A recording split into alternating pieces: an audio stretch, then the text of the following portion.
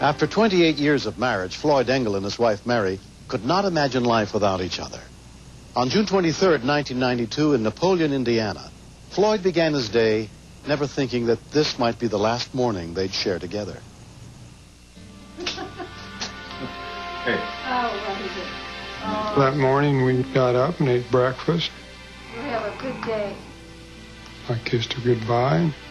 Okay, now take it easy. Bye-bye, sweetie. That's pretty much a tradition. Every weekday morning, Mary left for work early enough to drive the 16 miles into town by 8 a.m.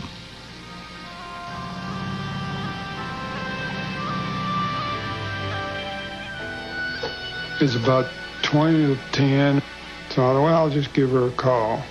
Stacy, how you doing? Here's Mary there. Let me talk to Mary, please. And they said, no, she ain't got here yet. You kidding? I just knew it was something bad that happened. She got here about 2 hours ago. I just was thinking, you know, I gotta find her. I was gonna backtrack the way she goes to work, trying to see if I could see something. I just knew if she would have been right alongside the road where somebody seen her, I would have heard by now.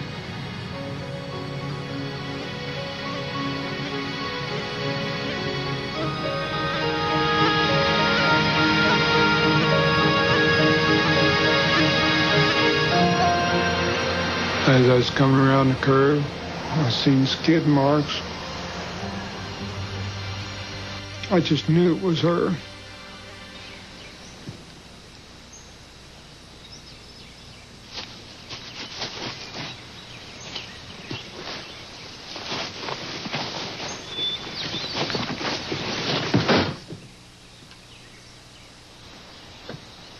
I couldn't find her in the car. I thought, oh, God, she got thrown out, too. Harry! As I was hollering for her, I heard a low, faint moan. I could see her laying down by the creek.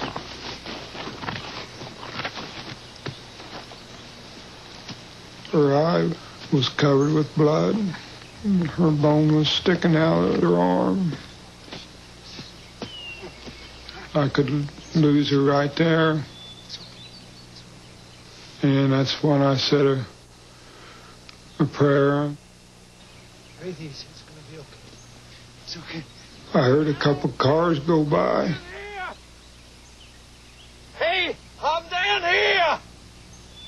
They couldn't hear me. I didn't want to leave her there, but I had to get help.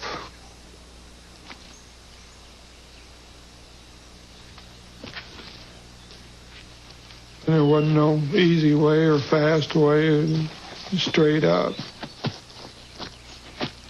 So I grabbed hold of limbs and anything I could grab hold of to get up the hill. Floyd drove to the nearest home to call for help. Rescue units with the Batesville Fire Department were immediately dispatched.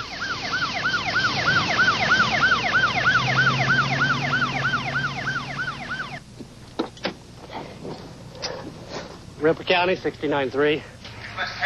As soon as Ripley County Sheriff's Deputy Bill Davison got to the scene, he radioed for the extrication unit.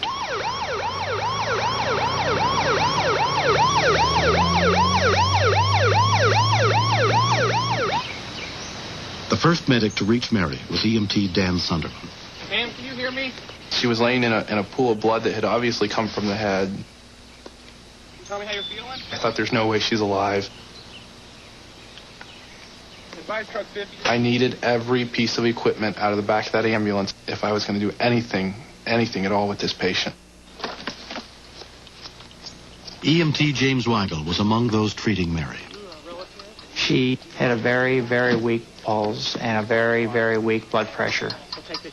She had what we call raccoon eyes, those signs of severe head trauma. Bag. Okay, I got a backboard. She was well beyond the golden hour, so we knew we were fighting time and fighting shock. And at this time, I really didn't know whether we could save her or not. Volunteers with the local Napoleon Fire Department also responded, including firefighter first responder Larry Shaddy. It's a fear in every EMT's mind. The next wreck could be somebody you know or somebody you love, your mom, your sister, your brother, your son. It's always there. Gonna need a Stokes basket? I looked over and I saw Floyd's car. I said, well, what's he doing here? Then I looked over the hill and I saw Mary's car. I said, oh my God, that's my sister Mary. Kathy, go ahead and roll air care. How are we getting her up, Jim? We're going to go ahead and put her in a Stokes basket, and then we're going to use the winch on the extrication truck, and then we're going to drag her up the hill. Hey guys, I get thinking there's brain damage, or she's got spinal damage, or she's going to be paralyzed the rest of her life. Blood pressure's every few minutes. Okay. And then I smack myself around. I go, no, we can't do that. We're here to help. Another one of the volunteers who arrived was Jason Engel, who rescue workers knew was the victim's son. Come on over here. The scariest moment was realizing that it was my mother down in the bank. Is she okay? We don't know what the statistics are on her yet. It was hard staying there. It was real hard. Let's go. Dan, I got her. Okay. Are we in the basket? Let's get the straps down. Our number one problem was with the blood pressure. It was dropping quick. Up. Okay. My assessment was she won't be alive by the time we get her to the top of this hill. Keep her protected from the branches. At the point that we found out that there was family there and on the fire team, it just raised the intensity. Easy.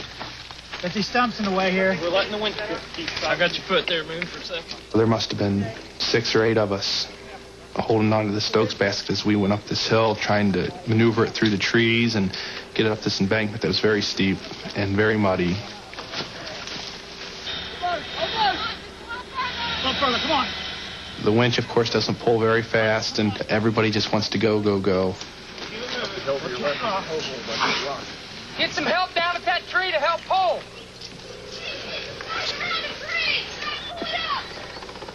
By this time, more than 3 hours had passed since Mary's accident. Just as we were getting to the top of the hill, air care was touching down. It was like an angel dropping down right there on the road in front of us.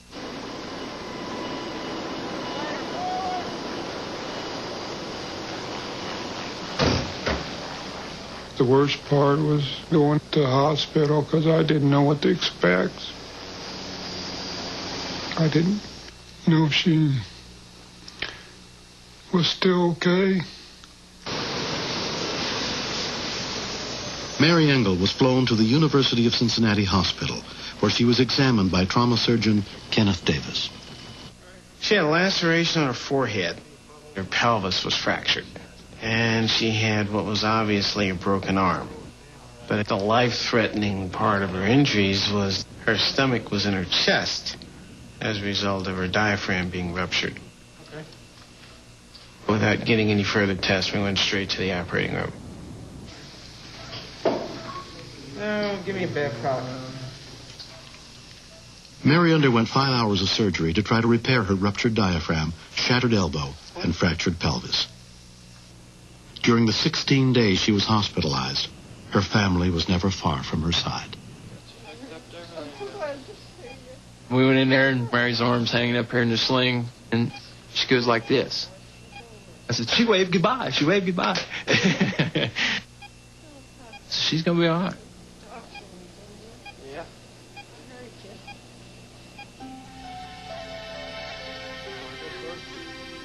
1 year later, Mary is still undergoing treatment for some of her injuries. They have operated on the elbow twice. They've operated on the shoulder twice. My arm won't bend straight out, but I can use my arm. And considering they was going to cut it off, I feel very, very lucky. Hit it hard. There you go. Way to go. I'm proud of you. I think my mom is safe for her kind-heartedness. You're welcome. I was glad to help you out. She's always happy. She's always in a good mood. I'll do the dishes. She's always been there for me. Why? The dishes. How many times? They try cleaning your I just can't think of her not being around. I'm glad that we were there, and we're glad that you're still here with us, sis. Thanks, brother. There's a lot of people that needs to get a lot of thanks for helping me out. But special thanks I need to go to God and Floyd, because without them too, I just wouldn't be here. Screwdriver? You just don't realize how close you are until something like this really happens. She's a determined person. She's strong-willed. She's always there, giving me support. I know, but it's the truth. She's a lady that you want to spend the rest of your life with. Okay.